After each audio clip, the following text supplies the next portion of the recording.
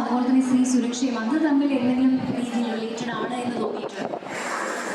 Financial ഇൻഡിപെൻഡൻസും സ്ത്രീ സുരക്ഷയും തമ്മിലൊരു കണക്ഷൻ എനിക്ക് പേഴ്സണലി തോന്നിയിട്ടില്ല. പിന്നെ ആളുകൾ പറയുമായിരിക്കും രാത്രിയും പകലും ഒക്കെ ജോലിക്ക് പോകുന്ന സ്ത്രീകൾ അവർ ശമ്പളം വാങ്ങിച്ചു തുടങ്ങി അവരുടെ ഇഷ്ടത്തിന് നടക്കുന്നു, വസ്ത്രം ധരിക്കുന്നു എന്നൊക്കെ പല സ്ഥലത്തും ഞാൻ കേട്ടിട്ടുണ്ട്. അതൊന്നും ഞാൻ ആക്സെപ്റ്റ് ചെയ്യുന്ന കാര്യങ്ങളല്ല.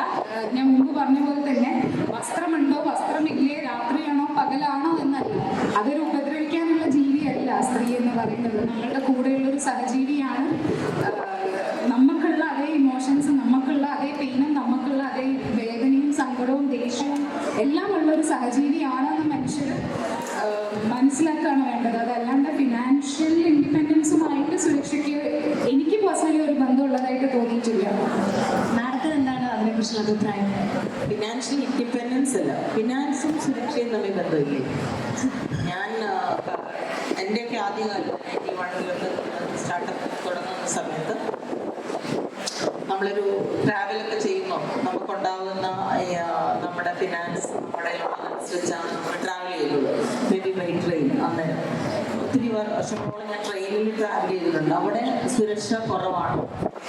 ലേഡീസിന് തന്നെ പോകാന്ന് പറയുന്നത് വെരി ക്രൂഷ്യൽ ആയിട്ടുള്ള കാര്യങ്ങളാണ്. 3 ദിവസമൊക്കെ ഇപ്പം എനിക്ക് കൽക്കട്ട വരെ ട്രെയിനിൽ ഒന്നെങ്കിൽ 3 days എനിക്ക് തന്നെ പോകാൻ പറ്റില്ലായിരുന്നു, ആരെങ്കിലും ഇല്ലാതെ. പക്ഷെ പൈസ ആയപ്പോൾ അല്ലെങ്കിൽ നമുക്ക് അതിനോടുള്ള ഇൻഡിപെൻഡൻസ് കിട്ടിയപ്പോൾ നമുക്ക് ഫ്ലൈറ്റിൽ ട്രാവൽ ചെയ്യാം, നമുക്ക് പേടിക്കേണ്ട 2-3 മണിക്കൂറുണ്ട്. എൻ്റെ ഫീൽഡ് വെച്ച് ഞാൻ പറയുന്നത് 3 മണിക്കൂറുകൊണ്ട് നമുക്ക് എത്തുന്നു. സ്റ്റാർ ഹോട്ടലിൽ നമുക്ക് ബുക്ക് ചെയ്യാം, ഹോട്ടൽ അവിടെ നമുക്ക് പേടിക്കാനില്ല. അല്ലെങ്കിൽ നമുക്കൊരു 3 സ്റ്റാർ ഹോട്ടലിലോ അല്ലെങ്കിൽ അങ്ങനെയൊക്കെ നമുക്ക് താമസിക്കാൻ പറ്റുള്ളൂ.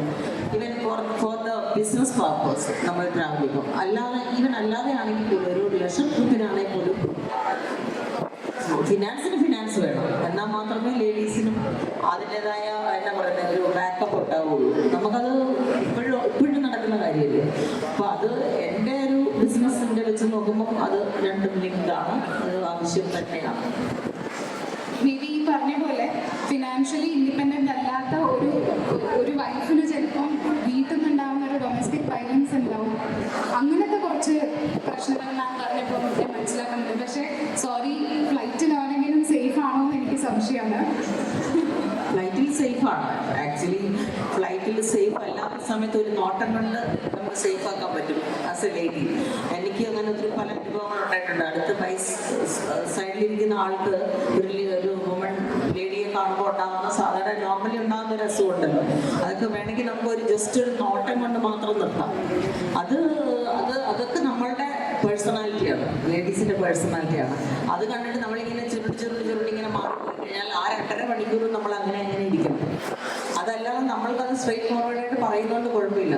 അപ്പം അനുവിനോട് എനിക്ക് ഇത് പ്രതിഫലം, അതായത് ഇത് ചോദിക്കാൻ മടിയാണ്, പൈസ ചോദിക്കാൻ മടിയാണ്.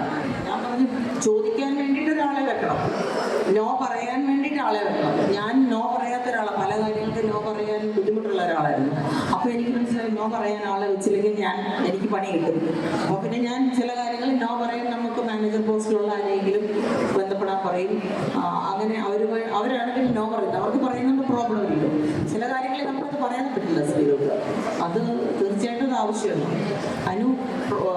പ്രതിഫലം പൈസ വാങ്ങിക്കാതെ സിനിമയിൽ അഭിനയിക്കേണ്ടെന്നാണ് ഞാൻ പറയുന്നത്. നമ്മുടെ പ്രൊഫഷനല്ലേ അത്. കുറേ സിനിമ അഭിനയിച്ചിട്ടുണ്ടെന്നാണ് പറഞ്ഞതല്ലോ. ഞാൻ പറഞ്ഞത് ചെയ്യുന്നത് പൈസ വാങ്ങിക്കണം.